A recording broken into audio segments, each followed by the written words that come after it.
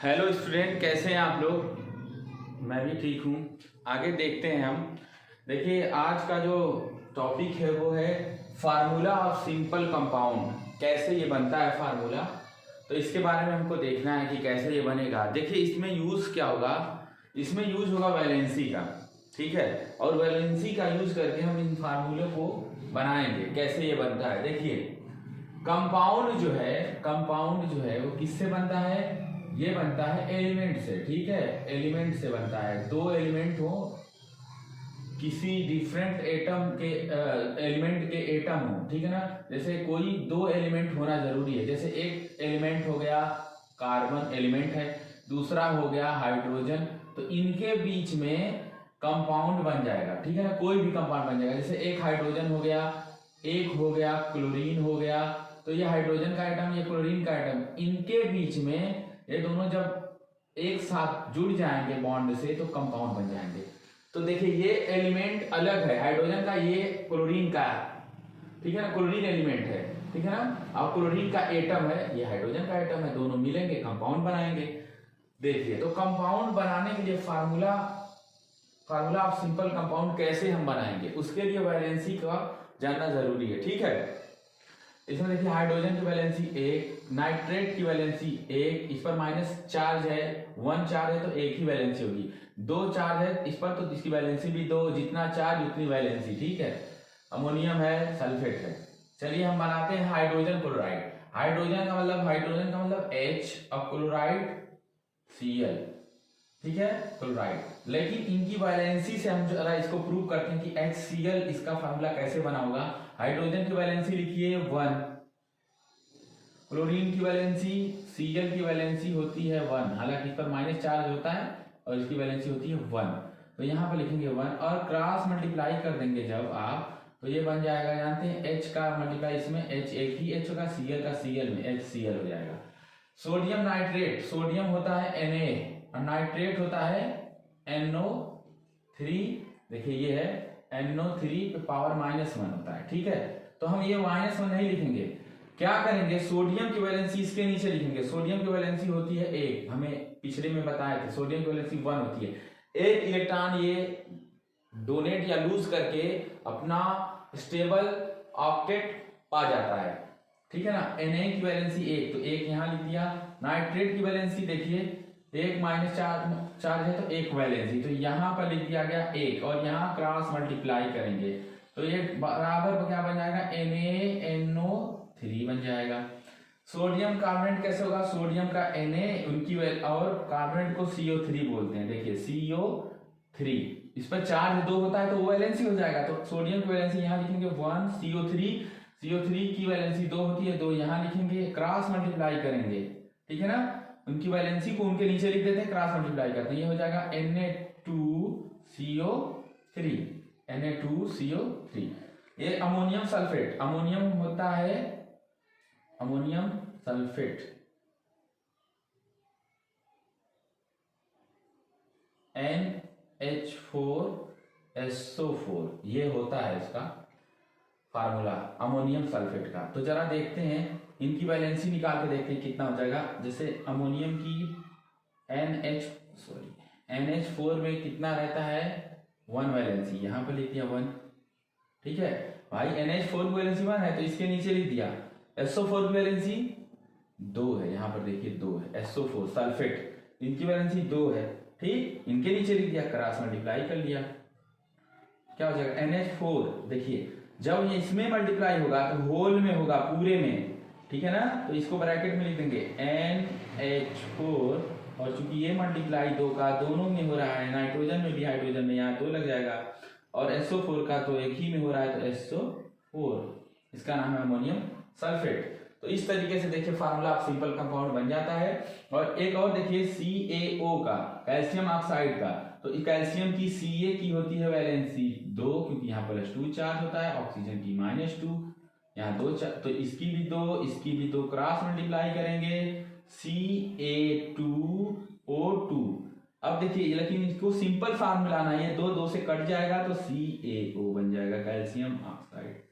तो इस तरीके से सिंपल कंपाउंड बनता है, किनकी हेल्प से, वैलेंसी की हेल्प से। कितना आसान भी है ये, ठीक है।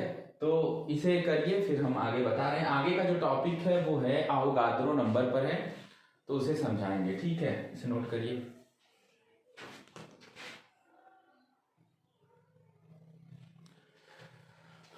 आगे का टॉपिक जो है काफ़ी इम्पोर्टेंट है और अगले क्लास में भी आता है, नेक्स्ट 11th में भी आता है, 10th में भी रहता है। उसका नाम है, देखिए दो टॉपिक। वैसे तो मोल कॉन्सेप्ट बहुत ही ज़्यादा इम्पोर्टेंट है, और इसके पहले देखिए लिखा है मॉलिक्यूलर मास। देखिए मॉलिक्यूलर मास और एक होता है फार्मूला यूनिट मास, उसको इधर देख लेते हैं। मॉलिक्यूलर मास, ठीक है ना। उसी तरीके से होता है फार्मूला यूनिट मास। देखिए ये दोनों सिमिलर होते हैं। कैलकुलेट करने का तरीका देखिए, HNO3 नाइट्रिक एसिड है, ठीक है, HNO3। तो अभी इसका निकालते हैं हम फार्मूला यूनिट मास या मॉलिक्यूलर मास। तो कैसे यूज होगा, 1H1 ये ऊपर का लेते हैं, और N का 7 और 14, और ऑक्सीजन का 8 और 16। अब जरा नीचे कैलकुलेट करते हैं, 1 प्लस बीच में ये 14 है, 14 प्लस 16 ऑक्सीजन लेकिन 3 है, 3 एटम, 3 × 16, टोटल ये हो गया 15 प्लस 48, 3 8 5 13 4 and 1 5 and 6 63 यूनिट। ठीक है, ये यूनिट हो गया। तो इस तरीके से मोलर मास या फार्मूला यूनिट मास निकालते हैं। छोटा सा कॉन्सेप्ट है, ये हो जाएगा।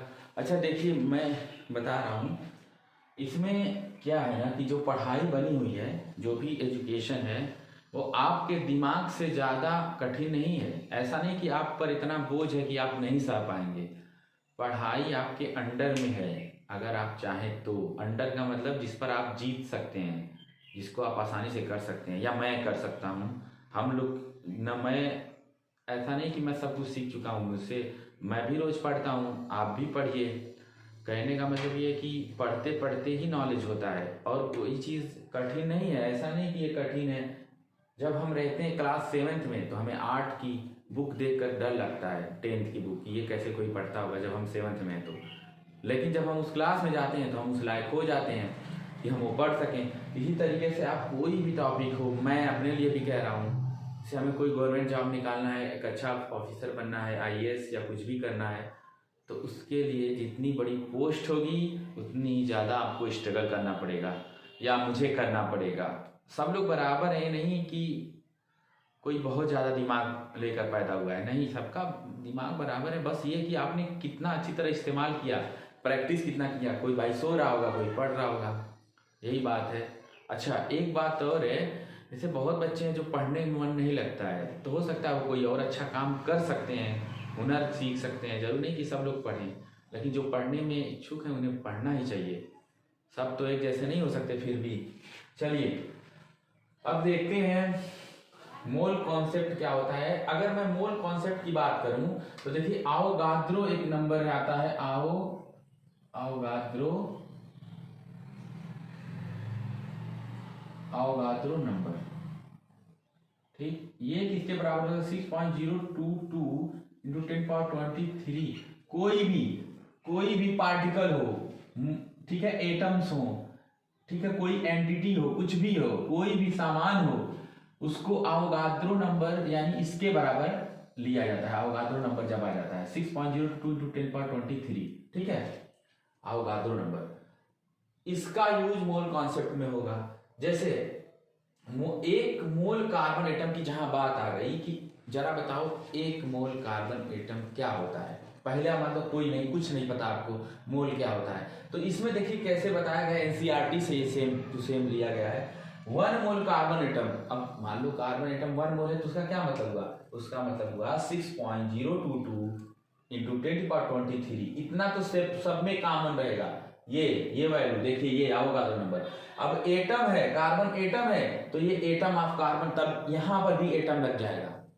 अगर यहाँ मॉलिक्यूल होता तो यहाँ एटम की जगह मॉलिक्यूल लगता, ये ध्यान रखिए। यहाँ पार्टिकल होता, 1 मोल ऑफ पार्टिकल, तो यहाँ पर 6.022 × 10⁻23, पार्टिकल यहाँ लिखते हैं, ये ध्यान रखिएगा, ठीक है। तो ये हो जाएगा 6.022 इंटू 10⁻23 एटम्स ऑफ कार्बन। और इसको अगर ऐसे लेंगे ग्राम में तो बाई मॉलिक्यूलर मास के बराबर हो जाता है। जैसे कार्बन का मॉलिक्यूलर मास कितना होता है, देखिए 6C12, तो यही हो जाएगा 12 ग्राम, ठीक है ना। एक मोल में कितना ग्राम आ जाएगा, 12 ग्राम। कितना आसान है ये, 12 ग्राम, ठीक है। ऑक्सीजन का कितना हो जाता है, ऑक्सीजन का देखिए 8 और 16 रहता, तो ऑक्सीजन का अगर हम ये लेते इसमें, तो ये रहता है यहाँ पर ऑक्सीजन का कैसा लिखते हैं, 6.022 इंटू 10⁻23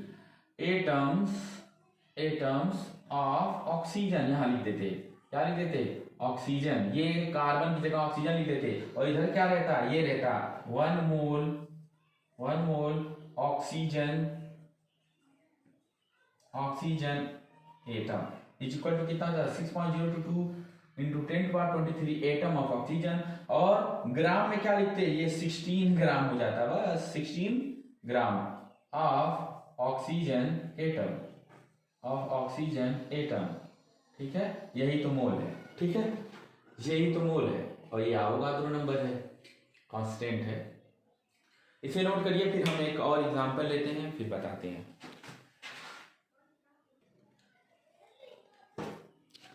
ठीक है, जरा हम एक एग्जांपल लेते हैं, एक रिएक्शन लेंगे कि मोल को उसमें कैसे हम देखेंगे। तो उसमें जरा देखते हैं, इसको हम मिटा रहे हैं, ठीक है, इसे मिटा दे रहे हैं, जरा देखिएगा। देखिए 2H2 प्लस O2, ये दोनों गैसियस स्टेट में हैं, और ये दोनों बना रहे हैं वाटर, 2H2O वाटर बना रहे हैं। ये कैसे हमने बैलेंस कर लिया, 2 दूना 4, हाइड्रोजन ऑक्सीजन 2 है, ये सबके सामने 2 लगा है तो 2 है, ठीक है। जरा हम देखते हैं इसमें, जानते हैं क्या होगा, यहाँ पर अगर हम मोल देखें, मोल क्या होता है इस रिएक्शन में, कहोगे सर कितना कितना मोल है, तो सामने दिया गया, देखो हाइड्रोजन 2 मोल, ऑक्सीजन इसके सामने कुछ नहीं तो 1 मोल, यानी इसके सामने कुछ नहीं लिखा है, कोई न्यूमेरिकल वैल्यू नहीं है, तो 1 मोल इसे कहेंगे। इसके आगे हाइड्रोजन के आगे 2 लिखा है, तो इसकी 2 मोल हो जाएगा। और ये जो हो जाएगा वाटर भी कितना मोल हो जाएगा, 2 मोल, क्योंकि इसके आगे लिखा हुआ है 2। तो अगर रिएक्शन में होगा, केमिकल रिएक्शन में, तो आप ऐसे समझ सकते हैं एकदम बिल्कुल आराम से। अब जरा फिर आगे देखते हैं, इसको हम क्या क्या लिख सकते हैं। देखिए 2 हाइड्रोजन एटम या हाइड्रोजन मॉलिक्यूल कितने हैं, 2 मोल, और ऑक्सीजन मॉलिक्यूल 1 मोल, मिल करके क्या बना रहे हैं, 2 मोल वाटर, या कहें कि 2 मोल वाटर मॉलिक्यूल H2O, 2 मोल वाटर मॉलिक्यूल H2O, इस तरीके से समझ जाएंगे, ठीक है। 2 मोल हाइड्रोजन प्लस 1 मोल ऑक्सीजन मिलकर के बना रहे हैं 2 मोल ये वाटर का, ठीक, बना रहे हैं। अच्छा, इसे फार्मूला यूनिट में लिखेंगे, यूनिट मास में, तो हाइड्रोजन का 1 होता है, और यहाँ पर आपको बता रहा हूँ, जब इसका 1 होता है तो 2 से मल्टीप्लाई करेंगे 2, और यहाँ भी 2 से मल्टीप्लाई 2 बराबर 4 यूनिट आ जाएगा, ठीक है। और ऑक्सीजन का क्या होता है, देखिए ऑक्सीजन का बार बता रहे हैं 8 और 16 होता है, और 2 है, तो 16 गुणे 2 बराबर आ जाएगा 32। ऑक्सीजन का हो जाएगा कितना, 32 यूनिट। और इसका क्या हो जाएगा, ये 2 पहले मल्टीप्लाई, हाइड्रोजन का कितना होता है 1, हाइड्रोजन का एटॉमिक मास 1 होता है, तो 1 का मल्टीप्लाई 2 में, तो 2 हो जाएगा। और ये कितना हो जाएगा,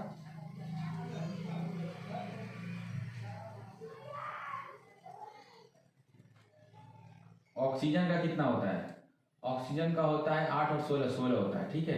यहाँ बीच में प्लस का साइन होगा, 1 मिनट, ठीक है। अब कहेंगे कैसे, फिर से इसे समझा दे रहा हूँ। हाइड्रोजन का एटॉमिक मास 1, लेकिन 2 हाइड्रोजन है तो 2, और इसके आगे 2 मोल, तो 2 का गुणा 2 में होगा। इसी तरह ऑक्सीजन का एटॉमिक मास 16 और 16, ठीक है, और यहाँ अकेले ही है, मॉलिक्यूल के फॉर्म में तो है नहीं, अगर अलग से ऑक्सीजन तो सिर्फ एटम अकेला ही है यहाँ पर, उसके आगे भले से 2 लगाए, तो 2 का मल्टीप्लाई इसमें करेंगे, 2 दूना 4 प्लस 1 मिनट, कहाँ गड़बड़ी हो रही है यहाँ पर, कुछ गलत हो रहा है क्या।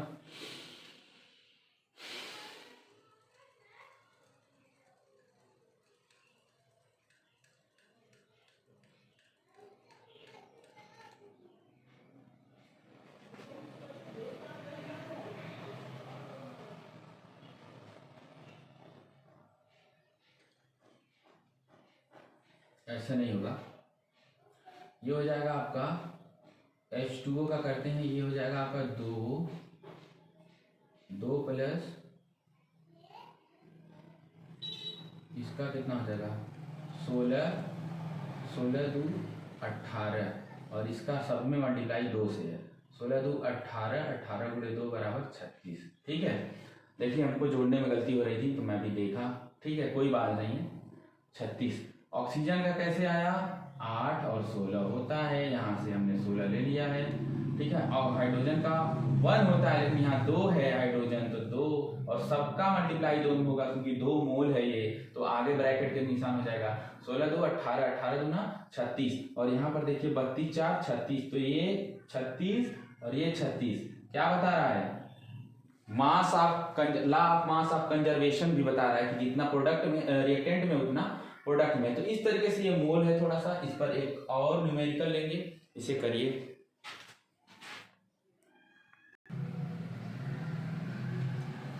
तो ये कंप्लीट हो चुका है, लेकिन हाँ इस पर क्वेश्चन न्यूमेरिकल क्वेश्चन की प्रैक्टिस करनी है कि नंबर ऑफ मोल्स कैसे निकालते हैं, गिवन मास दिया रहे या मॉलिक्यूलर मास दिया रहे, जो भी है इसमें इससे रिलेटेड, और नंबर ऑफ पार्टिकल, जो कि तब पता चलेगा जब हम फार्मूला बताएंगे तो नंबर ऑफ मोल्स निकलेगा और उस पर हम 2-4 न्यूमेरिकल की प्रैक्टिस करा देंगे। ठीक है, तब तक के लिए इसे आप नोट करिए और ठीक से पढ़िए, फिर मिलते हैं नेक्स्ट चैप्टर में या नेक्स्ट टॉपिक में मिलते हैं फिर। ठीक है।